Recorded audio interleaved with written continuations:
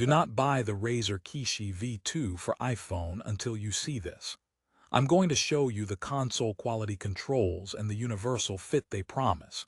But here's what surprised me. There are some serious, deal-breaking problems Razer isn't telling you about.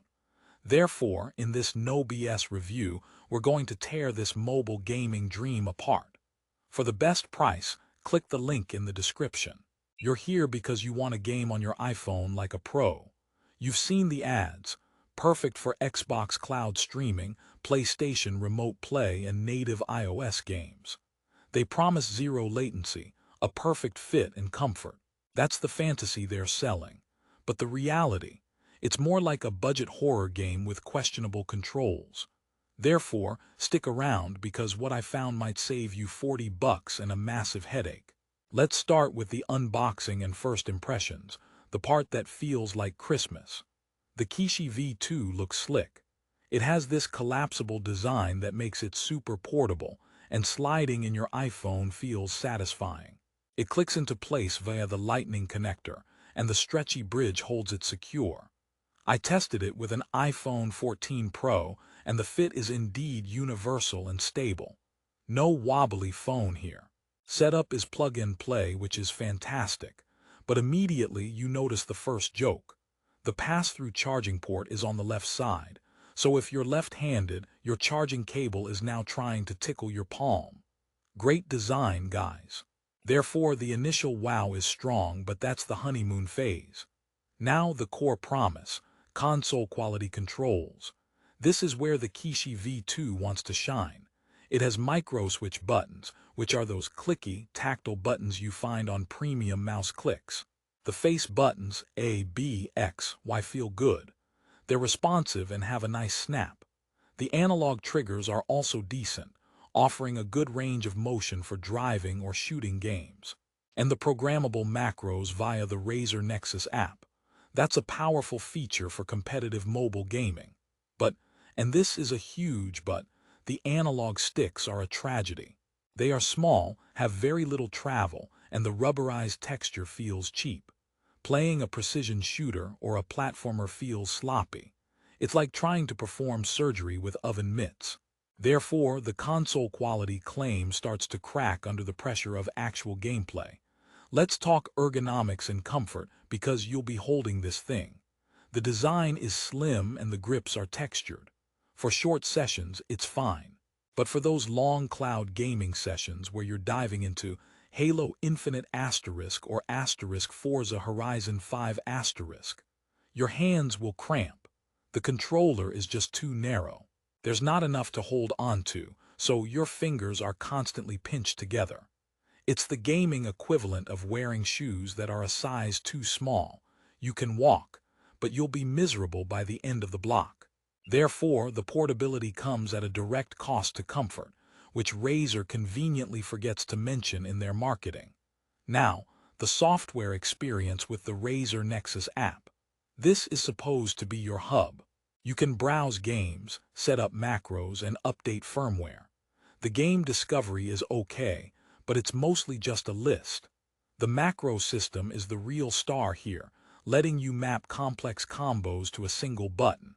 But the app itself is clunky and feels like an afterthought. It's not seamless. Sometimes it doesn't recognize the controller. Updating firmware feels like a risky bet. It's the digital version of a IKEA instruction manual, technically helpful but frustrating to use. Therefore, even the software support feels half-baked. Here's a major problem: compatibility and disconnects. You plug it in, it works. You start a game, it works. Then, randomly, it might just stop.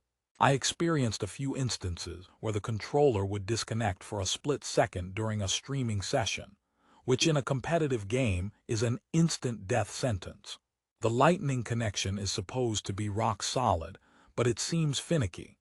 Some users report it doesn't work well with thicker cases, despite the stretchy bridge, so you might have to take your case off every time. That's not universal fit. That's an inconvenience. Therefore, the reliability is questionable, which is a fatal flaw for a gaming peripheral.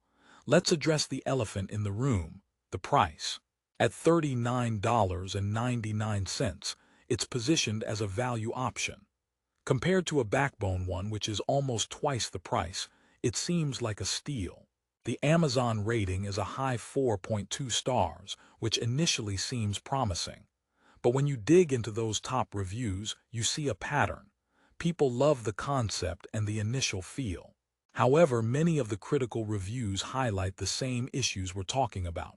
The awful analog sticks, the hand cramps, the software glitches. It's a classic case of great on paper, mediocre in practice. Therefore, you're not getting a premium product. You're getting a budget compromise with a Razer logo. Who is this actually for? If you are a casual gamer who plays simple touchscreen games and wants physical buttons for maybe 20-minute sessions, this could work. The clicky buttons are fun for arcade games. But if you are a serious gamer who wants to use this for Xbox Game Pass streaming or competitive iOS titles, you will be disappointed. The analog sticks will hold you back. The comfort will cut your sessions short.